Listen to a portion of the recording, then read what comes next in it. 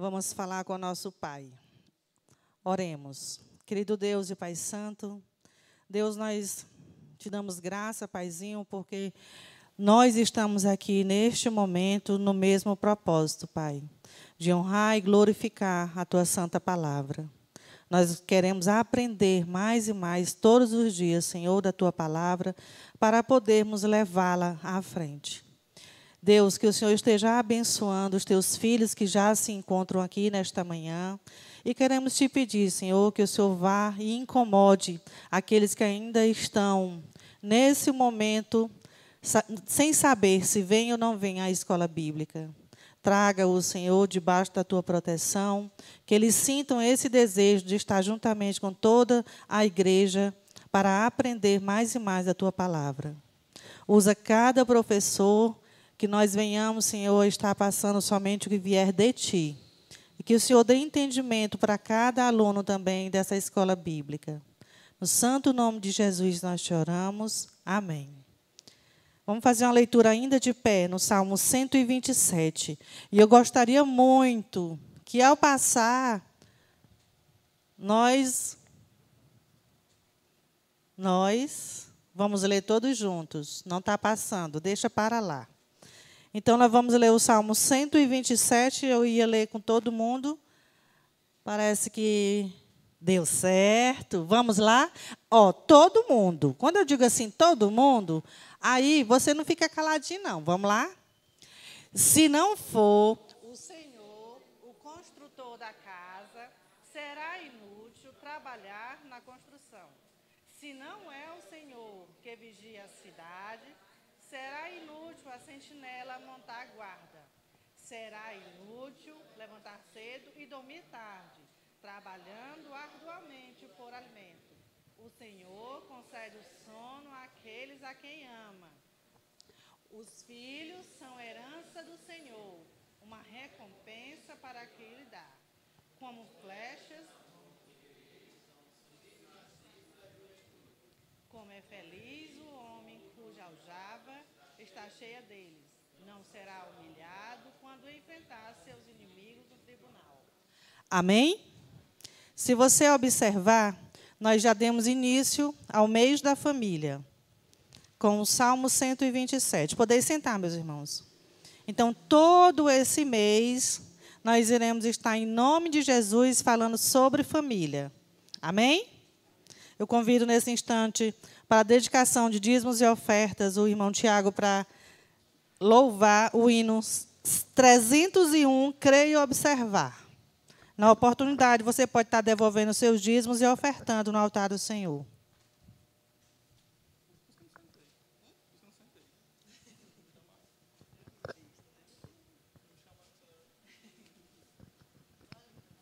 Oi, som. Em Jesus confia, sua lei observa.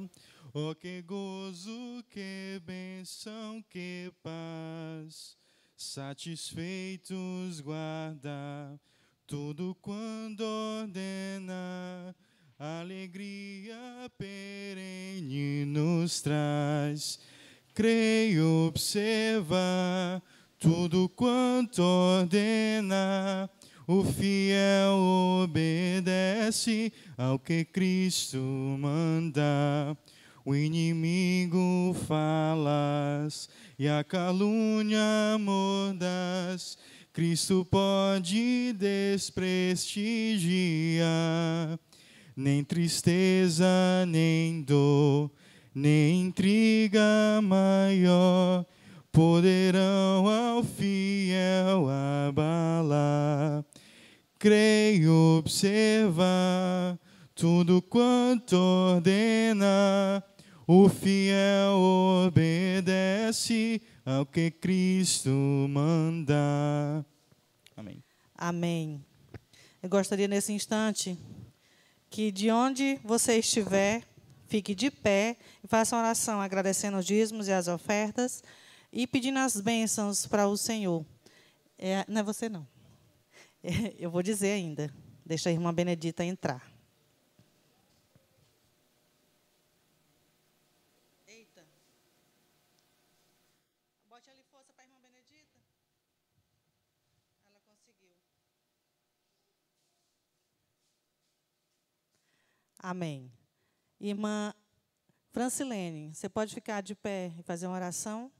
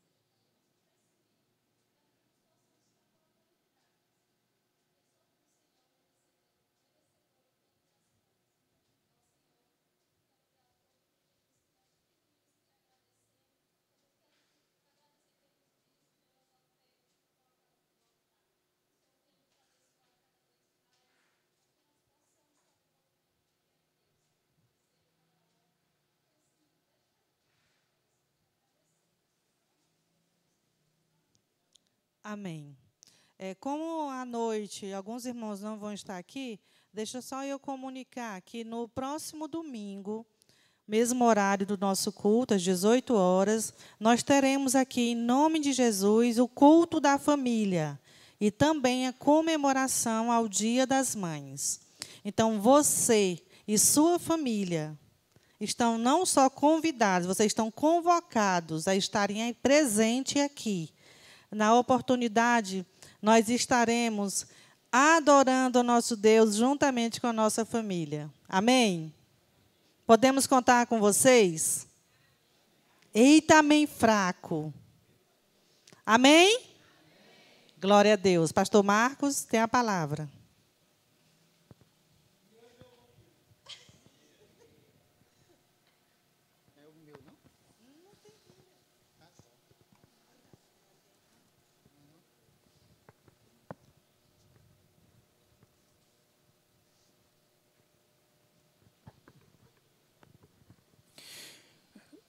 Graças a Deus, meus irmãos. Amém? Irmãos, nós, nessa manhã, eu quero compartilhar com os irmãos uma palavra que está lá em Gênesis, capítulo 2. Nós iremos ler do versículo 8 em diante. Se o vento deixar eu abrir aqui minha Bíblia, né?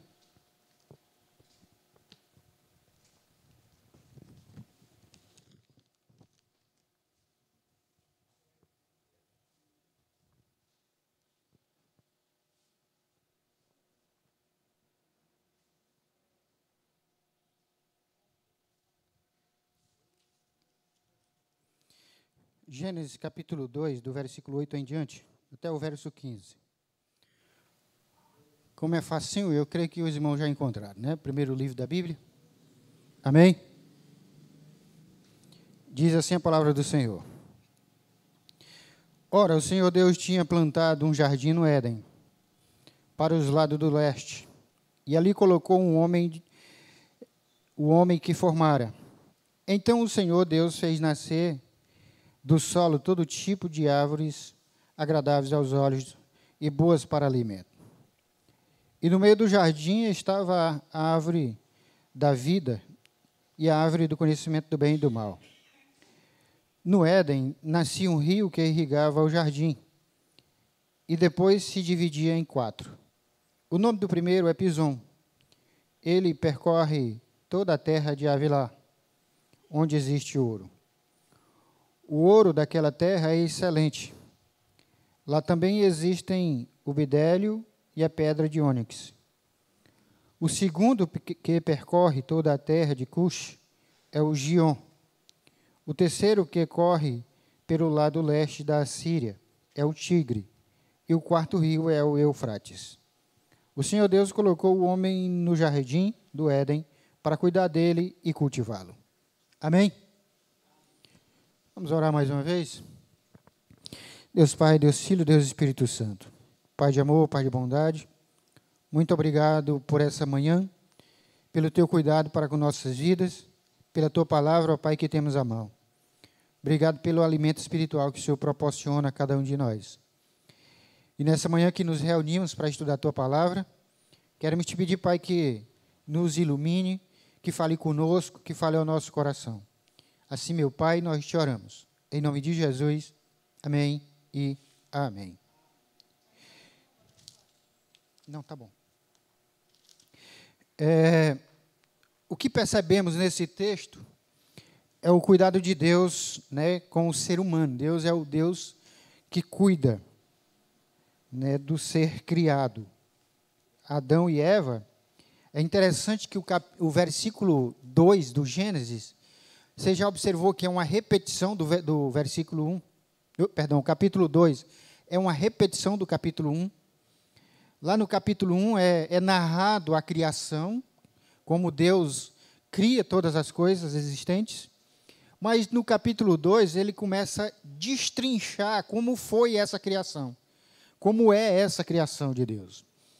E, como eu disse, aqui nesses poucos versículos que a gente leu, dos versículos 8 ao 15,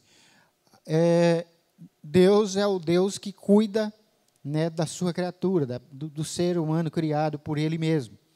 E essa criação, ela passa, eu quero destacar pelo menos 3 coisas aí que refletem esse cuidado de Deus, né? A primeira coisa é que Deus, Ele coloca esse ser humano em um lugar especial, né? Ele criou todas as coisas. Você vê que, como eu disse, no capítulo 1, é narrado todas as coisas criadas, né? Tudo que Deus criou ali é narrado, mas é narrado também que Deus, depois de ter criado todas essas coisas, Ele, então, vai criar o homem e o coloca em um local especial. Ou seja, a primeira coisa que a gente vê no cuidado de Deus para com esse ser humano criado é Deus plantando um jardim, né? Um jardim para que esse ser criado viva nele, para que esse ser criado desfrute daquilo ali.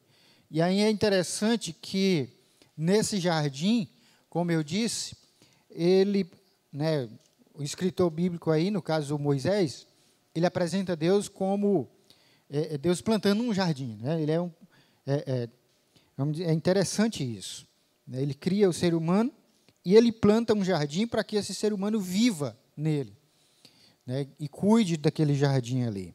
E nesse jardim que Deus plantou para que o ser humano vivesse nele, e por isso que eu disse que é um local especial, tem ali alimento farto. Você vê que é dito a esse ser humano que ele podia comer de tudo, só não da árvore do conhecimento do bem e do mal.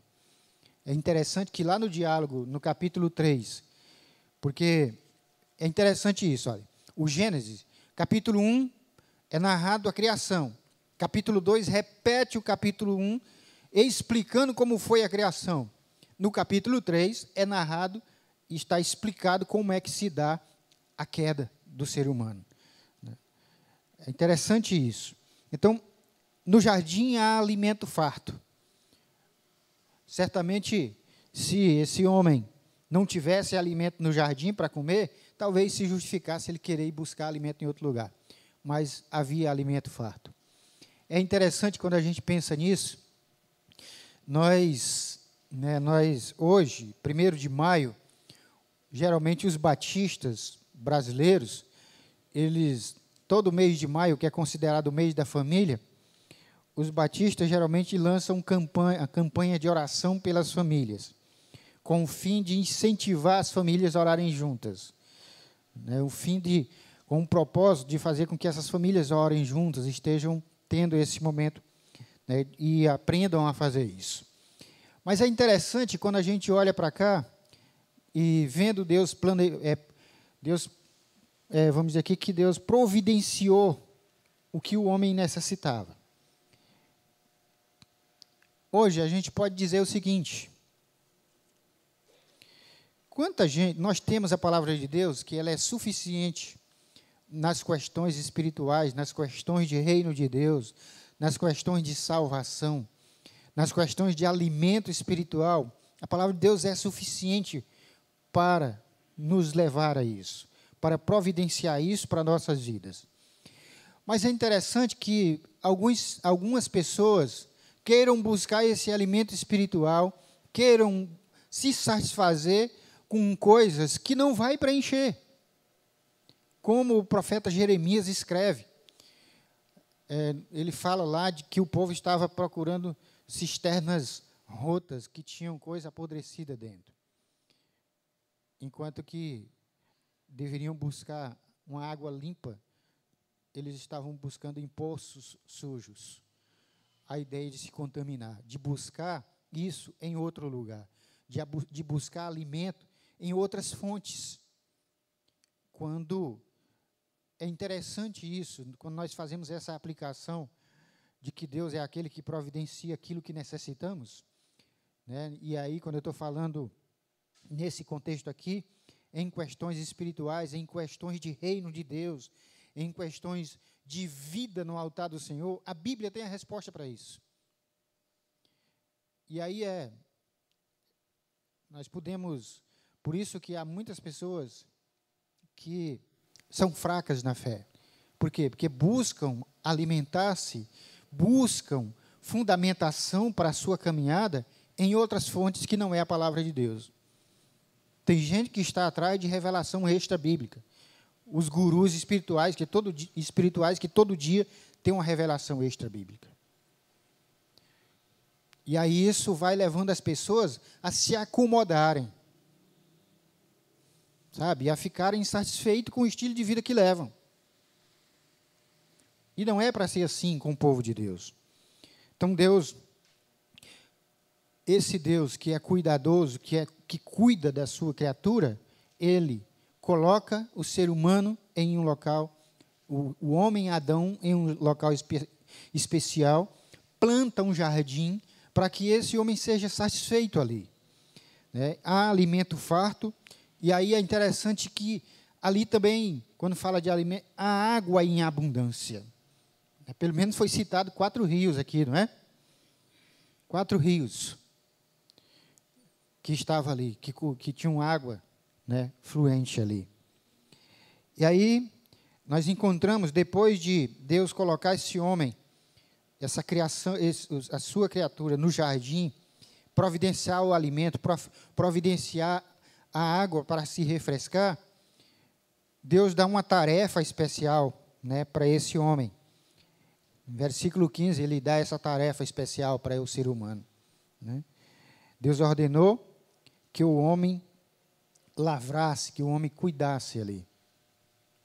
É interessante que antes da queda, não havia sido dito para esse homem que ele comeria do suor do seu corpo. Né? Algumas coisas só vão acontecer depois.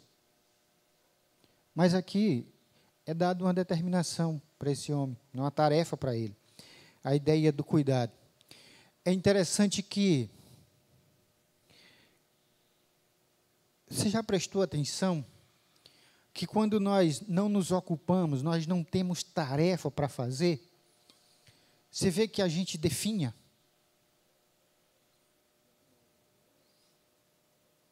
Geralmente, quando as pessoas não têm nada para fazer, não têm nenhuma ocupação, quando ela não, sabe, ela para de construir, ela para de fazer coisas, de trabalhar, você já observou que as pessoas costumam definhar?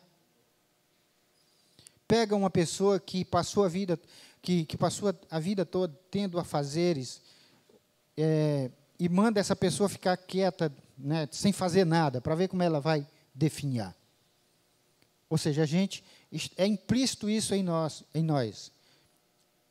Nós somos pessoas que constroem, nós nascemos para isso, com tarefa, para cumprir tarefas.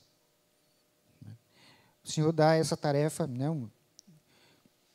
para esse homem, né? Uma tarefa especial aí. Deus ordenou que o homem lavrasse, né? Mas não é só isso. Deus ordenou também que o homem guardasse. Esse homem, a ideia do estar implícito aí na natureza, a questão do proteger, do guardar, né?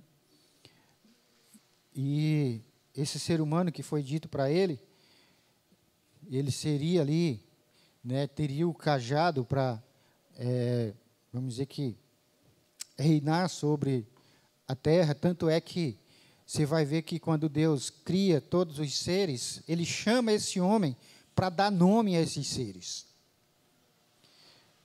Depois que Deus, né, é dito lá que depois que Deus cria também a Eva, ela ainda não é a Eva, Deus cria, né, apenas diz que Deus criou.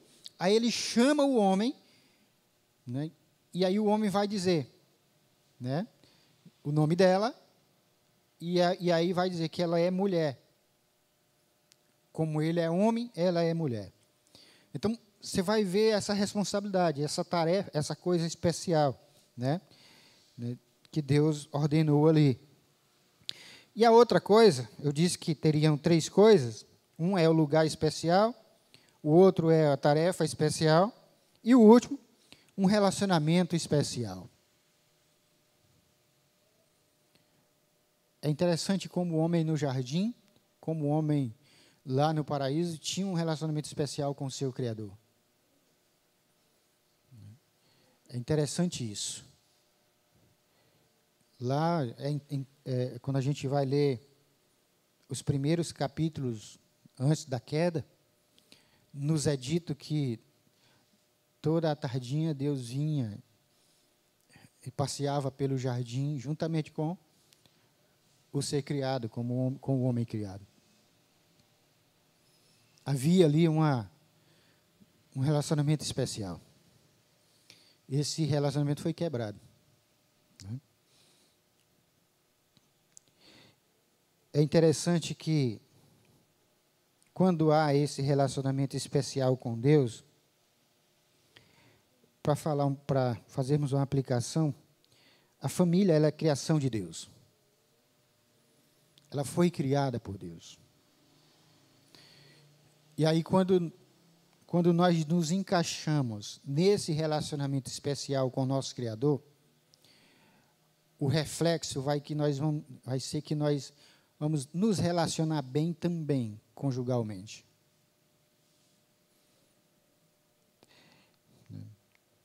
Porque aí, né, um relacionamento especial, isso providencia um relacionamento conjugal pleno. Você vê que até antes da queda havia isso. Mas a primeira coisa que acontece com a queda, no momento da queda, a primeira coisa que Deus chega e cobra, você vê que a primeira coisa que acontece é o homem botando a culpa na mulher.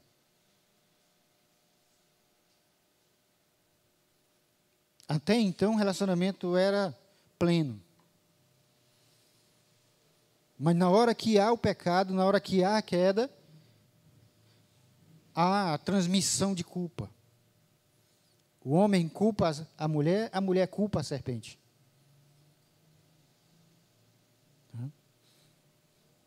E aí, meus queridos, essa síndrome, ela nos acompanha. Quantas vezes nós queremos justificar o erro que cometemos, transferindo para o outro? Quando a gente fala nisso, sobre essa questão de transferência, como cristãos, nós temos compromisso com o reino de Deus. Nós temos compromisso, a Leide falou aqui que no próximo domingo haverá aqui, né, o culto da família, e também, né, será, porque ali é o Dia das Mães, né? E será uma homenagem às mães. E ela disse assim, olha, nós não somos convidados, nós somos convocados. Porque é o seguinte, crente não é convidado, crente é convocado, é dever nosso estar presente. Sabe? E aí, entendamos bem nesse conceito, nessa questão. A questão do domingo, do estar presente, para realizar, para estar juntos, para celebrar, para cultuar o Deus vivo, como irmãos, como igreja, é um compromisso nosso, e é um compromisso tão especial e tão primeiro, que ele não deve ser abandonado ou deixado por qualquer outra coisa. Infelizmente, tem gente que deixa para lavar roupa de domingo. E é justamente nos horários de culto.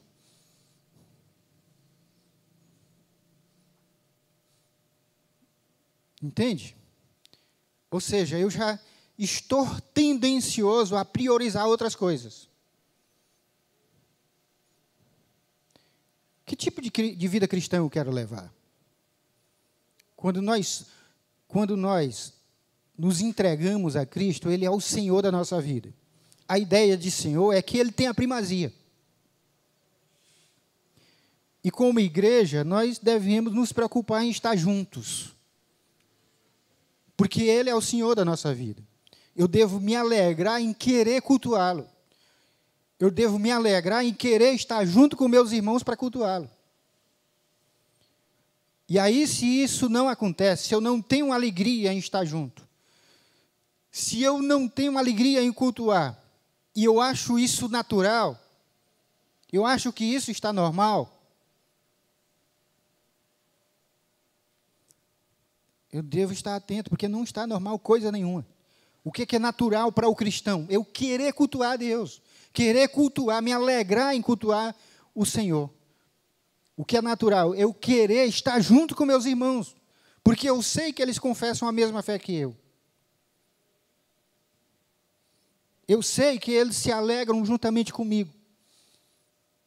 E aí vale aquela ilustração da fogueira, da fogueira lá, que se coloca todas as madeiras juntas para queimar, elas vão queimar juntas, mas se tirar um daqueles ali e colocar, para o lado, a fogueira continua queimando, mas aquele vai apagar.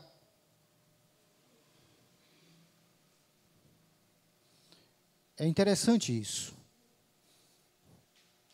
A ideia de que a gente deve priorizar o reino de Deus. E o priorizar o reino de Deus passa. Eu estou dizendo isso aqui é o mínimo. A ideia de participar, de estar junto nos trabalhos do Senhor, para cultuar. Isso é o mínimo. Porque há muitas outras coisas. E se eu não consigo nem estar priorizando o reino de Deus, priorizando os trabalhos do Senhor, que dirá as outras coisas?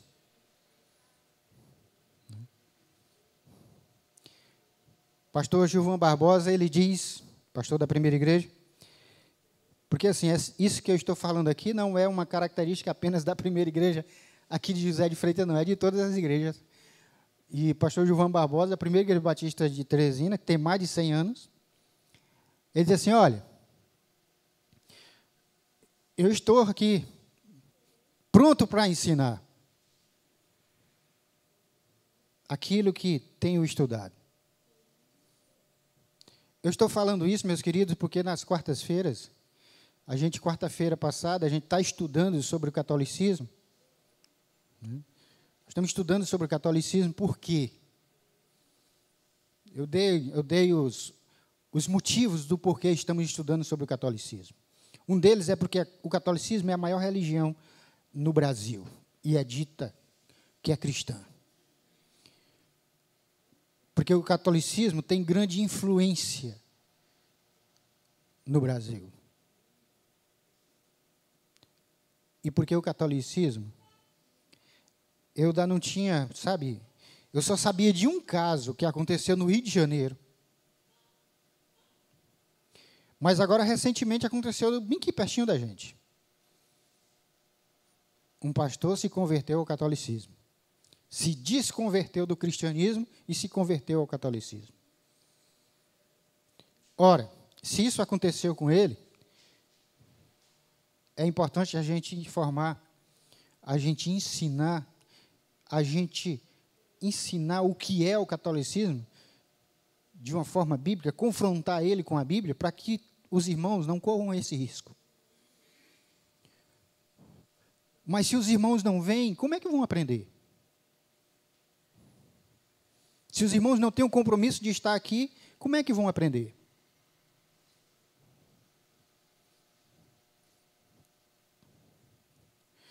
É importante para vivermos a palavra do Senhor. Portanto, nós temos esse privilégio do relacionamento com Deus.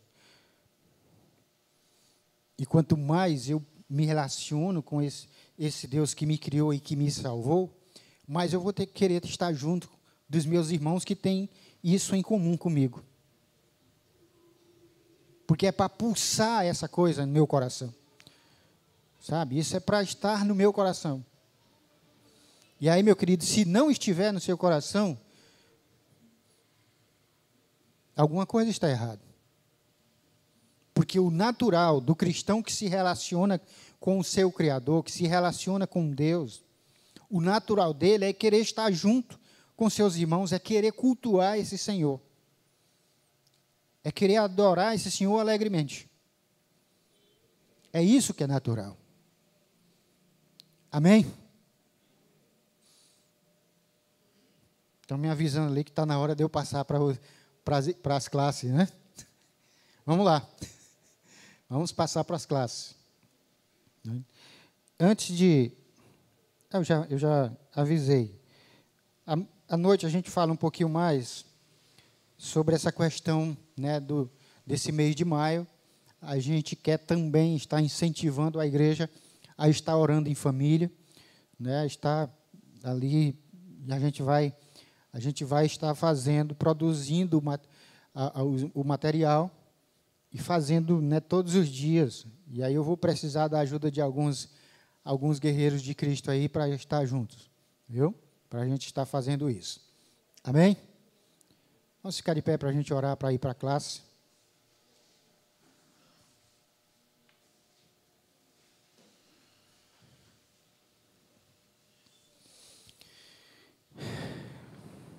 Deus Pai, Deus Filho, Deus Espírito Santo. Paizinho querido, Paizinho amado, como família do Senhor, nós queremos te agradecer por cada um dos teus filhos aqui. Te agradecer, ó Deus querido, porque sabemos que o Senhor é a motivação primeira para estarmos juntos. Então, meu Pai, que o Senhor nos use como instrumento em tuas mãos, que o Senhor nos ensine, Pai, a ser cristãos, a construtores de pontes e não de muros. Que o Senhor nos ensine, ó Pai querido, a estar refletindo esse relacionamento com o Senhor, relacionando-nos uns com os outros. Abençoa cada professor nessa manhã, cada um dos teus filhos, cada participante, ó Pai, dessa escola. Assim, meu Pai, nós te louvamos, pois somos gratos ao Senhor por renovar sobre nós as tuas misericórdias nessa manhã. Se nós te oramos, em nome de Jesus, amém e amém. Ok, vamos agora para a escola bíblica.